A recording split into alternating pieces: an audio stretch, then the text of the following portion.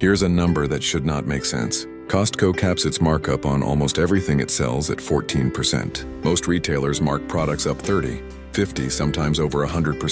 Costco looked at that entire playbook and walked away from it on purpose. And somehow this is one of the most profitable retail companies on earth. How does a company get rich by refusing to charge what it could easily get away with charging? The answer isn't generosity. It's one of the most quietly brilliant business models in modern retail, and almost none of the profit actually comes from the shelves you're walking past. But that's only part of the story. Because to understand where Costco's money really comes from, we first need to understand a rule so strict that even Costco's own executives aren't allowed to break it, no matter how much extra profit is sitting on the table. That rule is the 14% cap, and it applies to nearly every item in the store, no exceptions. No special deals for the highest margin categories. Most retailers make their real money on the products where they can hide the biggest markup: electronics, accessories, seasonal goods, anything an average shopper can't easily price check.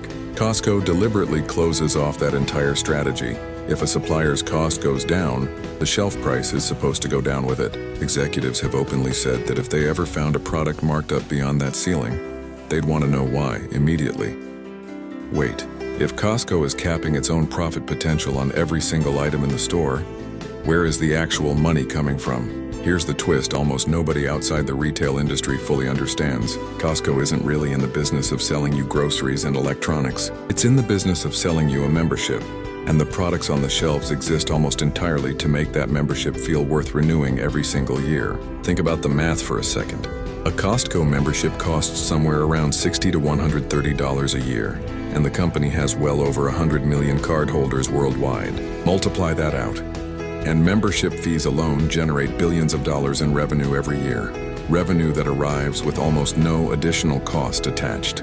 Costco already built the warehouse. It already stocked the shelves. That membership fee is close to pure profit, and in many years, it accounts for the vast majority of the company's total operating income, sometimes more than the entire rest of the business combined. Nobody expected this next part. The actual merchandise, the bulk cereal, the giant packs of paper towels, the rotisserie chickens is functioning less like a profit center and more like bait. An enormous, carefully engineered advertisement for why your membership was worth paying for in the first place. But here's the crazy part.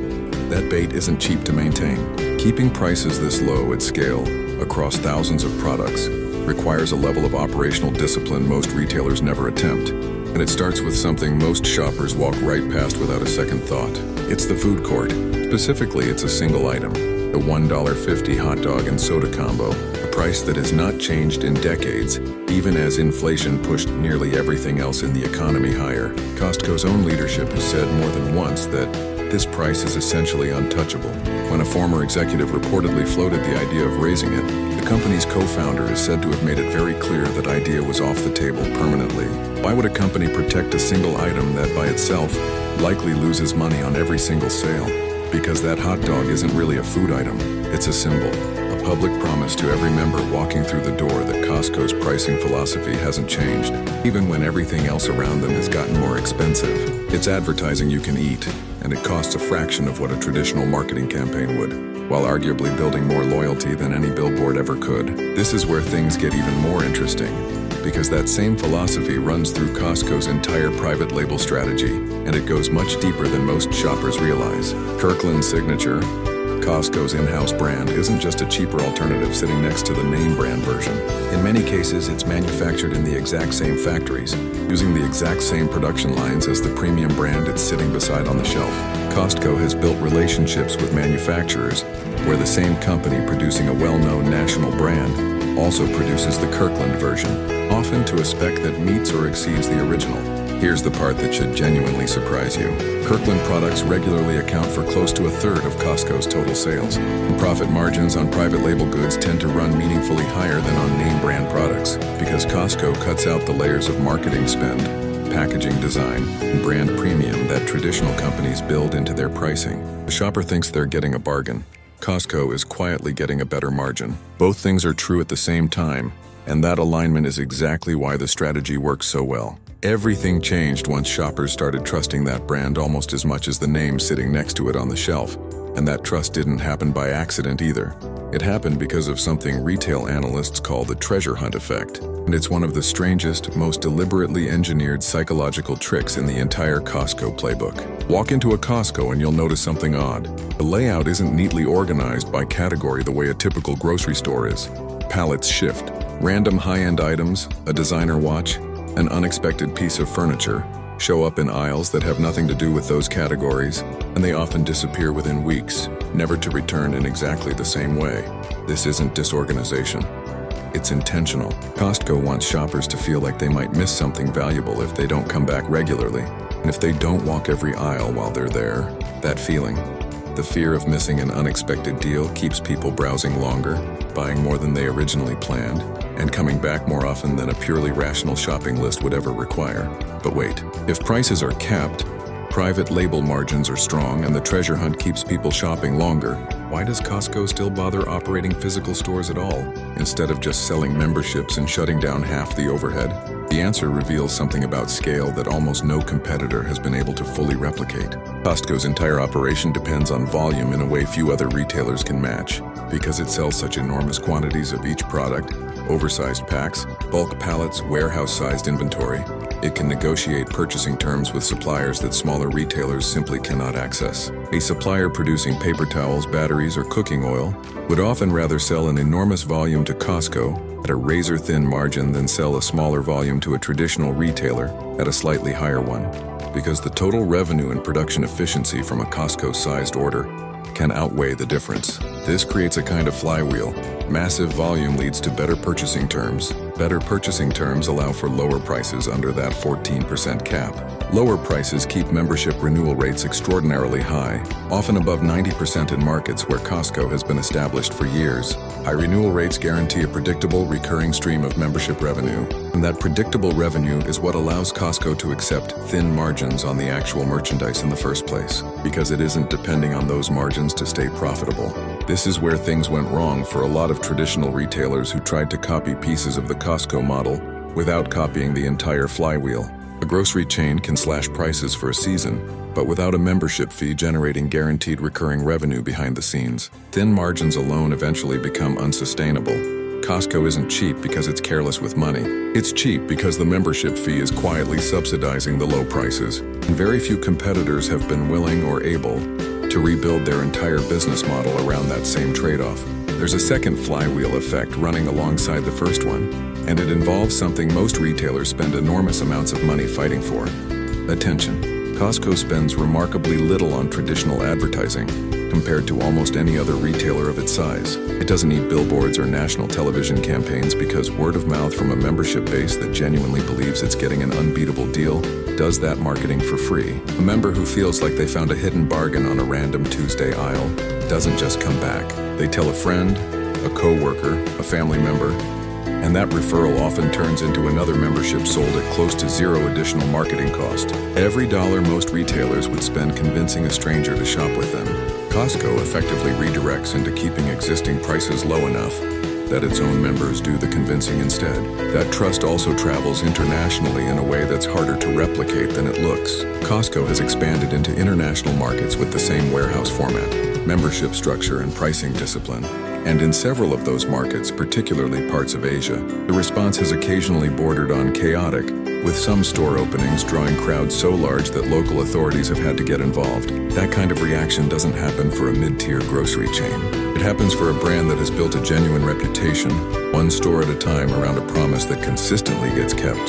There's one more piece of this puzzle that rarely gets discussed, and it involves something most companies treat as a pure cost to be minimized wherever possible: employee wages. Costco has been known for paying hourly workers noticeably above the industry average for years, along with benefits that are relatively generous compared to typical retail jobs. On paper, that looks like it should hurt profitability. In practice, it does almost the opposite. Higher wages tend to produce lower employee turnover, and lower turnover means less money spent constantly recruiting and retraining new staff, less shrinkage from inexperienced handling of inventory, and a more consistent shopping experience that keeps members coming back. Costco's leadership has openly framed this as a business decision, not a charitable one, arguing that a stable, experienced workforce actually costs less over time than a constantly rotating one. even after accounting for the higher wages. That same discipline shows up at the very top of the company, in a place most retailers never think to apply it. Costco's leadership has historically kept executive compensation relatively modest compared to CEOs at companies of similar size, a detail that rarely makes headlines but reinforces the exact same philosophy running through every other part of the business. A company that caps its own product markups at 14% and refuses to raise the price of a hot dog for decades sends a very different signal to its workforce and its members when its top executives aren't taking home pay packages wildly out of proportion with everyone else. It's a small detail, but it's consistent, and consistency is arguably the entire Costco brand in a single word. Let's walk through what this actually looks like with real numbers, because the abstract version of this story is easy to nod along to, but the specific version is where it really clicks. Imagine a single Costco warehouse with roughly 70,000 paying member households attached to it, each paying an average membership fee of around $70 a year. That single location alone could generate close to $5 million a year in membership revenue before a single rotisserie chicken or bulk pack of paper towels is ever sold. Multiply that structure across thousands of locations worldwide, and membership fees alone start to look less like a side revenue stream and more like the actual foundation the entire company is built on. Now compare that to the merchandise itself. If that same warehouse generates $200 million in annual product sales at an average margin, capped near that 14% ceiling, and a meaningful share of operating costs, rent, labor, utilities, logistics, eat into that thin margin before it ever reaches the bottom line, the product side of the business can end up contributing a surprisingly modest slice of actual profit compared to the membership fees sitting quietly on top of it. This is exactly why Costco can afford to lose money on a hot dog combo sold millions of times a year without blinking. That loss is a marketing expense, fully absorbed by a membership model generating far more predictable, far higher margin revenue in the background. So here is the reveal that ties every piece of this story together. Costco doesn't make its billions primarily by selling groceries and electronics at rock-bottom prices. It makes its billions by using rock-bottom prices as the engine that sells memberships, using memberships as a predictable high-margin revenue stream that subsidizes everything else, and using private label products, a psychologically engineered shopping experience, massive purchasing scale, and a stable workforce to keep that entire cycle running smoothly year after year. The 14% markup cap isn't a limitation the company is working around. It's the entire strategy. It's what makes the membership fee feel like an obvious, easy decision every single year, because members genuinely believe correctly that they are getting prices no ordinary retailer would offer. That belief is what gets renewed year after year, far more reliably than any single product on the shelf ever could. Understanding this also clears up a few common misconceptions people carry about the company. Some assume Costco simply accepts lower profits out of some kind of goodwill toward its customers, when in reality every piece of the model, the markup cap, the private label push, the treasure hunt layout, the wages, is a calculated decision that funnels profit toward membership renewal rather than product margin. Others assume the bulk sizes exist purely for convenience, when in practice they also reduce per unit packaging and handling costs enough to make the thin margins mathematically workable at that kind of volume. And some assume a company this large must be squeezing suppliers the way many big box retailers do, when Costco's own buying strategy often works in the opposite direction, offering guaranteed enormous volume in exchange for a price low enough that both sides still come out ahead. None of this makes Costco unique in wanting to be profitable. Every retailer wants that.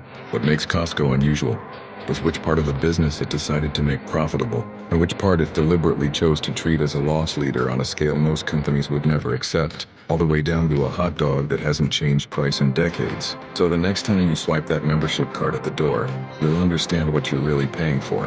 It was never just an entry fee to a warehouse full of bulk goods. It's a subscription to a pricing philosophy, one built so carefully around member trust and purchasing scale, that the groceries in your cart are almost a side effect of a much bigger, much smarter business running quietly underneath the whole experience. If this changed how you see your next Costco run, subscribe.